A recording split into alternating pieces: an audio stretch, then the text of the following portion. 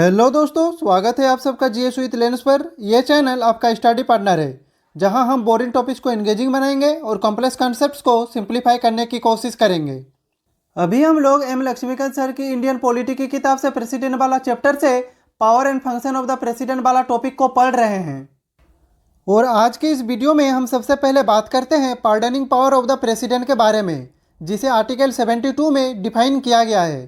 तो चलिए शुरू करते हैं। तो देखिए, सबसे पहले ये समझना ज़रूरी है कि प्रेसिडेंट हर किसी को माफ़ी नहीं दे सकते। उनके पास सिर्फ कुछ स्पेसिफिक केसेज में ये पावर होती है। तो चलिए देखते हैं प्रेसिडेंट कब कब माफ़ी दे सकते हैं। तो देखिए, president can issue pardons if the punishment और penalty is for a violation of union law, court martial is in charge of punishment and the death sentence is referred to as a sentence. तो देखिए, president का pardoning power सिर्फ 3 विशेष परिस्थितियों में दिया गया है। इसका पहला कंडीशन है पनिशमेंट और penalty is for a violation of union law, यानी कि अगर किसी व्यक्ति ने यूनियन लॉ का उल्लंघन किया है और उसे सजा मिली है तो प्रेसिडेंट उस व्यक्ति को माफ़ी दे सकते हैं या सजा कम कर सकते हैं। इसका मतलब यह है कि अगर कोई क्राइम सिर्फ स्टेट लॉ के तहत आता है तो उस केस में गवर्नर माफ़ी दे सकते हैं, लेकिन प्रेसिडेंट नहीं।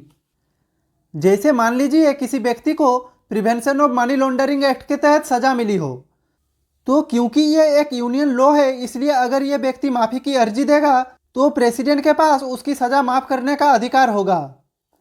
इसका नेक्स्ट कंडीशन है if court martial is in charge of punishment. तो देखिए, भारत के सैनिकों पर नॉर्मल सिविल कानून नहीं बल्कि मिलिट्री लॉज लागू होते हैं।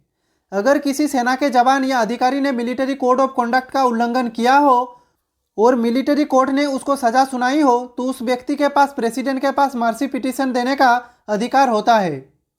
यहाँ पे एक इम्पोर्टेंट पॉइंट यह है कि कोर्ट मार्शियल की सजा माफ़ करने का अधिकार सिर्फ प्रेसिडेंट के पास होता है, गवर्नर के पास ये अधिकार नहीं होता। जैसे अगर किसी सेना के जवान को डिसिप्लिनरी इशूज या कंट्री के खिलाफ किसी एक्शन के कारण कोर्ट मार्शियल के माध्यम से सजाए मौत या किसी और तरह की सजा सुनाई जाए तो वो राष्ट्रपति के पास दया या माफ़ी की अर्जी दे सकता है। इसका नेक्स्ट कंडीशन है if death sentence is referred as a sentence.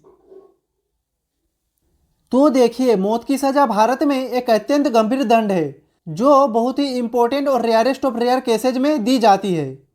President के पास ये अधिकार होता है कि वो किसी भी व्यक्ति की मौत की सज़ा को माफ़ कर सकते हैं।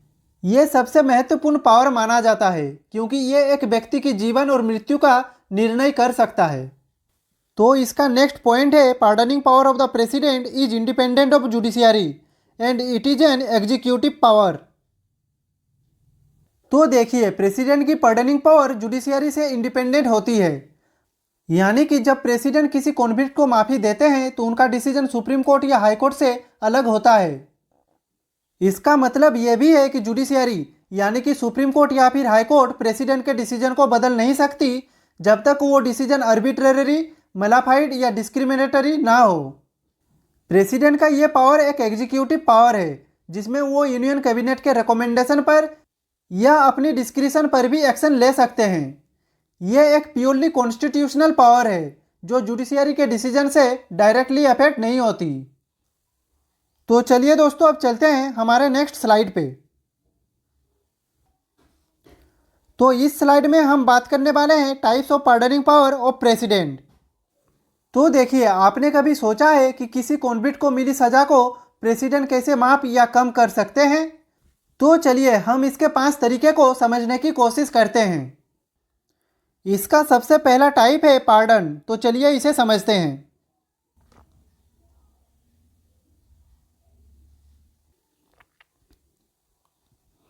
तो pardon means nullified sentence, conviction, penalties, punishment और डिस्क्वालिफिकेशन।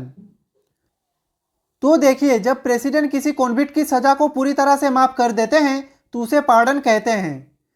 इसका मतलब है कि उस व्यक्ति की कॉन्विक्शन, पेनल्टीज, पनिशमेंट और डिस्क्वालिफिकेशन सब कुछ नलिफाई हो जाता है। जैसे अगर किसी व्यक्ति को 10 साल की जेल और 10 लाख का जुर्माना मिला हो और प्रेसिडेंट उसको पार्डन दे देते हैं तो उसकी सज़ा खत्म हो जाएगी उसका क्रिमिनल रिकॉर्ड क्लीन हो जाएगा और कोई पेनल्टी या डिस्क्वालिफिकेशन भी नहीं रहेगी। तो चलिए दोस्तों, अब चलते हैं हमारे नेक्स्ट टाइप पे।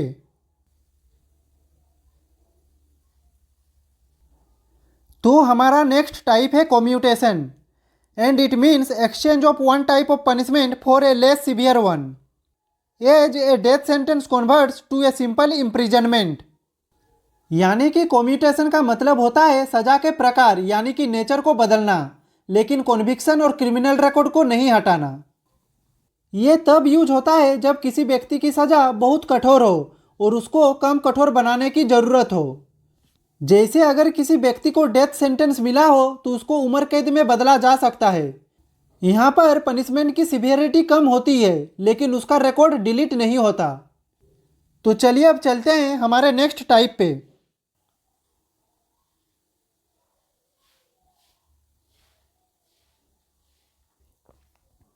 तो हमारा नेक्स्ट टाइप है remission, and it means shorten sentence length without altering its meaning, as 2 year hers imprisonment converts to 1 year rigorous imprisonment. तो देखिए, तीसरा कॉन्सेप्ट रिमिशन है जिसमें सजा का प्रकार नहीं बदलता, सिर्फ उसकी ड्यूरेशन कम हो जाती है। जैसे अगर किसी व्यक्ति को 10 साल की सख्त कैद मिली हो तो उसको 5 साल की सख्त कैद में बदला जा सकता है। मतलब सजा अब भी वही है, बस उसका समय कम हो गया है। कई बार ये इंडिपेंडेंस डे या रिपब्लिक डे जैसे स्पेशल ओकेजन्स पर दिया जाता है, जिसमें कई प्रिजनर्स की सज़ा रेड्यूस कर दी जाती है। रिमिशन का यह भी मतलब है कि व्यक्ति का कॉन्विक्शन अब भी वैलिड रहता है और उसका क्रिमिनल रिकॉर्ड डिलीट नहीं होता। तो चलिए अब चलते हैं हमारे नेक्स्ट टाइप पे।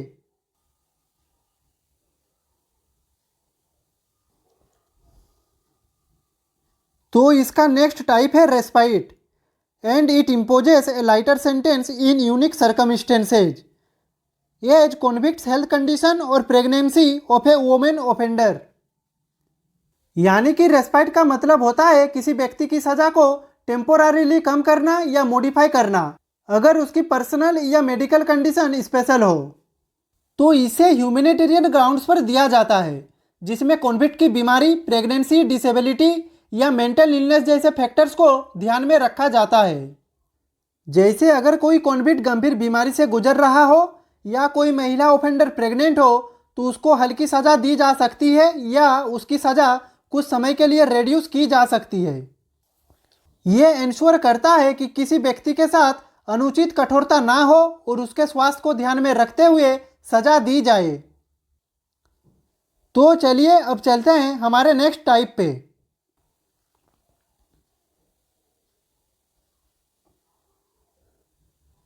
तो नेक्स्ट पार्डनिंग पावर है reprieve, and it means temporary hold of execution specially in death sentences, and it allows time to petition for pardon और कम्यूटेशन। तो इसका मतलब होता है सजा के एग्जीक्यूशन को कुछ समय के लिए रोकना ताकि कॉन्विक्ट को अपील या मर्सी पिटिशन फाइल करने का समय मिल सके। ये स्पेशली डेथ सेंटेंस के केसेज में दिया जाता है जिसमें convict supreme court, high court या प्रेसिडेंट के पास पर्डन या कम्यूटेशन की अपील कर सकता है। अगर किसी कॉन्विक्ट ने मर्सी पिटिशन फाइल की है तो जब तक उसका डिसीजन नहीं आता उसकी एग्जीक्यूशन सस्पेंड कर दी जाती है। ये इंश्योर करता है कि कोई भी कॉन्विक्ट बिना प्रॉपर रिव्यू के एग्जीक्यूट ना हो और उसको न्यायिक प्रक्रिया का पूरा लाभ मिले। तो दोस्तों, ये थी प्रेसिडेंट की 5 तरह की पार्डनिंग पावर्स की एक सिंपल और इजी एक्सप्लेनेशन। तो चलिए अब चलते हैं हमारे नेक्स्ट स्लाइड पे। तो दोस्तों, इस स्लाइड में हम बात करने वाले हैं सुप्रीम कोर्ट के व्यूज पर रिगार्डिंग प्रेसिडेंट की पार्डनिंग पावर्स। तो क्या आप जानते हैं कि मर्सी पिटिशन का प्रोसेस कैसे काम करता है और सुप्रीम कोर्ट इसके बारे में क्या कहता है? और इस स्लाइड में हम ये भी समझेंगे क्या किसी कॉन्विक्ट को प्रेसिडेंट डायरेक्टली माफ़ कर सकते हैं या फिर इस पावर का कोई लिमिट भी है। तो चलिए एक एक पॉइंट को समझने की कोशिश करते हैं। तो इसका सबसे पहला पॉइंट है no oral hearing for mercy petitioners. यानी कि सबसे पहला और इम्पोर्टेंट पॉइंट यह है कि किसी भी मर्सी पिटिशनर को ओरल हियरिंग का अधिकार नहीं होता।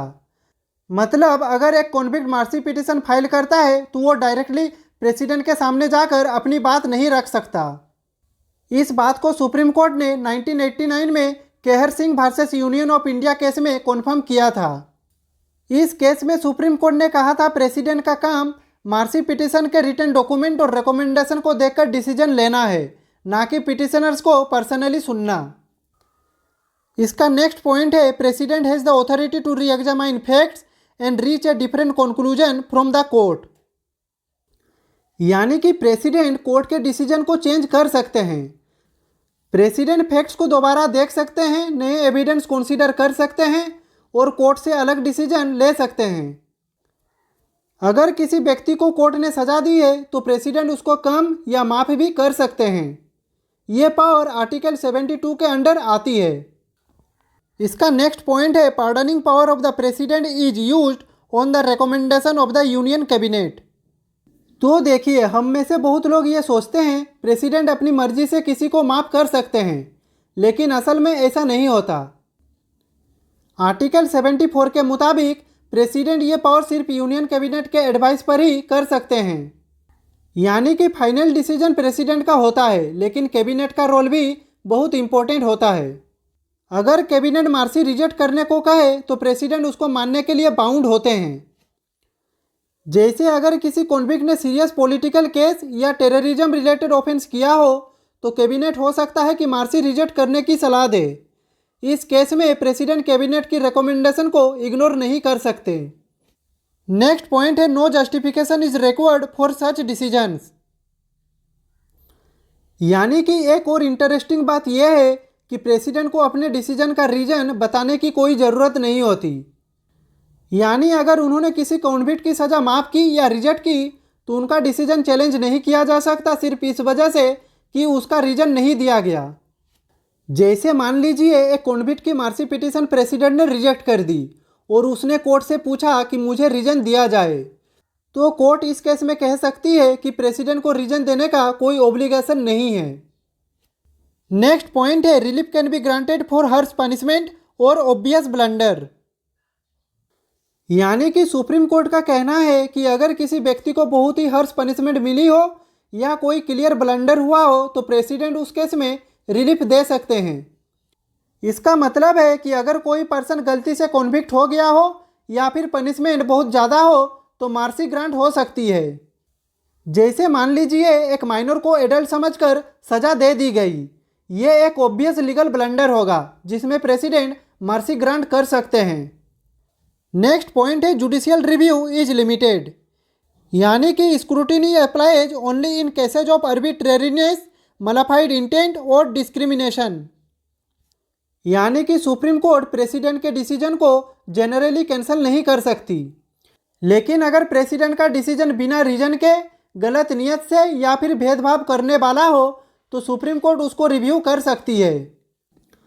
सुप्रीम कोर्ट ने 2006 में Epuru Sudhakar versus government of Andhra Pradesh के केस में ये क्लियर किया था कि प्रेसिडेंट का डिसीजन कम्प्लीटली फ्री नहीं है, उसकी जुडिशियल स्क्रूटिनी हो सकती है।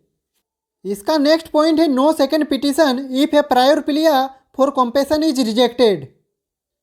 तो एक और इम्पोर्टेंट बात यह है कि अगर एक बार मार्सी पिटीशन रिजेक्ट हो गई तो दोबारा अलाउ नहीं होती, लेकिन कुछ रेयर केसेज में नए और स्ट्रॉन्ग ग्राउंड्स के साथ फ्रेश पिटीशन कंसीडर हो सकती है।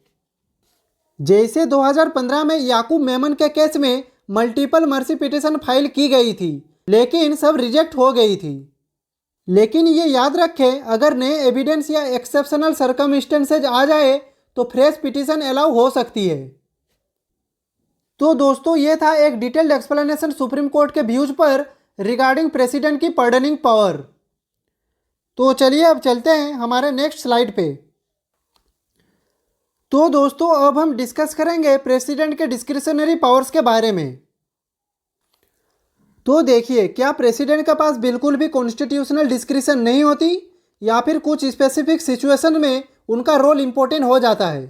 तो चलिए एक एक पॉइंट को सिंपल और क्लियर लैंग्वेज में समझने की कोशिश करते हैं। तो देखिए, president has no constitutional discretion but some situational discretion. यानी कि हमारे कॉन्स्टिट्यूशन के मुताबिक प्रेसिडेंट के पास कोई क्लियर कॉन्स्टिट्यूशनल डिस्क्रिशन नहीं होती, मतलब उनको जनरली यूनियन कैबिनेट की एडवाइस पर काम करना होता है। लेकिन कुछ स्पेसिफिक सिचुएशंस ऐसी होती है जिसमें प्रेसिडेंट का रोल डिस्क्रिशनरी हो जाता है, यानी उनको अपनी जजमेंट यूज करनी पड़ती है। तो चलिए इन्हीं सिचुएशंस को समझने की कोशिश करते हैं। तो इसका पहला सिचुएशन है appointment of PM when no party has a clear majority in Lok Sabha. यानी कि सबसे कॉमन सिचुएशन ये होती है जब कोई भी पार्टी लोकसभा में क्लियर मेजोरिटी नहीं ले पाती। ऐसे में प्रेसिडेंट डिसाइड करते हैं कि किसको पहले गवर्नमेंट बनाने का मौका दिया जाए। जैसे अगर इलेक्शन के बाद कोई एक पार्टी या प्रीपोल अलायंस मेजोरिटी नहीं ले पाता तो प्रेसिडेंट किसी लार्जेस्ट पार्टी या स्ट्रॉन्गेस्ट कोलिशन लीडर को पीएम बनने का इनविटेशन दे सकते हैं, लेकिन शर्त यह होती है कि वो लोकसभा का कॉन्फिडेंस प्रूव करे। तो प्रेसिडेंट का नेक्स्ट डिस्क्रिशनरी पावर है when PM dies unexpectedly without an obvious successor. यानी कि अगर पीएम का अचानक देहांत हो जाए और कोई ऑब्वियस सक्सेसर ना हो तो प्रेसिडेंट कुछ समय के लिए पीएम अपॉइंट कर सकते हैं जब तक नया लीडर इलेक्ट ना हो जाए। तो नेक्स्ट सिचुएशनल डिस्क्रिशन है dismissal of council of minister if unable to demonstrate Lok Sabha confidence. यानी कि अगर काउंसिल ऑफ मिनिस्टर लोकसभा का कॉन्फिडेंस खो देता है तो प्रेसिडेंट पीएम और काउंसिल ऑफ मिनिस्टर को डिसमिस कर सकते हैं। यानी कि अगर एक गवर्नमेंट फ्लोर टेस्ट में फेल हो जाए तो प्रेसिडेंट पीएम को हटाने का डिसीजन ले सकते हैं। नेक्स्ट है dissolution of Lok Sabha if council of minister loses the majority. यानी कि अगर काउंसिल ऑफ मिनिस्टर मेजोरिटी खो देता है और नया गवर्नमेंट फॉर्म नहीं हो सकता तो प्रेसिडेंट लोकसभा को डिसॉल्व करने का डिसीजन ले सकते हैं। जैसे 1996 में जब अटल बिहारी जी की गवर्नमेंट सिर्फ 13 दिन टिक पाई तो प्रेसिडेंट ने लोकसभा डिसॉल्व करके नए इलेक्शंस करा दिए थे। तो दोस्तों ये थी प्रेसिडेंट की डिस्क्रिशनरी पावर्स का एक कंप्लीट डिस्कशन। तो यहाँ पे हम लोगों का प्रेसिडेंट वाला चैप्टर ख़त्म होता है और नेक्स्ट वीडियो में हम बात करेंगे वाइस प्रेसिडेंट के बारे में। तो आज के लिए बस इतना ही। अगर आपका कुछ भी डाउट हो तो आप कमेंट बॉक्स में पूछ सकते हैं। मिलते हैं अगले वीडियो में, तब तक के लिए खुश रहिए, स्वस्थ रहिए। जय हिंद, वंदे मातरम।